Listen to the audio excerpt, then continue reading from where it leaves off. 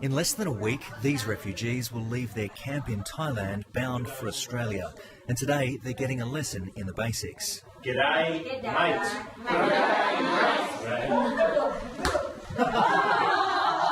The government has granted the ABC rare access to the Australian Cultural Orientation Program.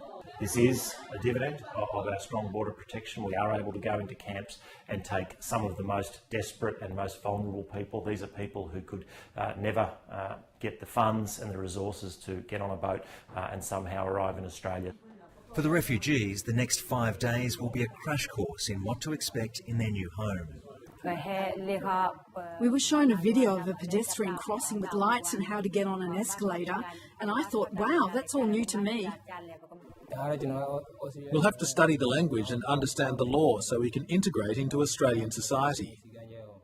Cherry and Ko Ong have spent more than 15 years waiting for resettlement. The government's changes to the law will make it tougher for them to eventually become full citizens. I think the biggest challenge for this cohort is likely to be learning English. These refugees are from the Karen ethnic group in Myanmar and have escaped a prolonged conflict between rebels and the army. They're fed and given basic education, but they can't work and their prospects here are bleak. My La is just one of 9 camps along the Thai-Myanmar border, housing a total of 100,000 people. Each year, around 1,000 of them find a new home in Australia. 16-year-old Kin Nin Yi has spent a decade in the camp.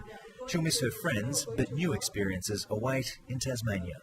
I want to go to the beach. I've seen it in a video and it looks so nice. Learning to swim is just one more skill to acquire. Liam Cochrane, ABC News, My La.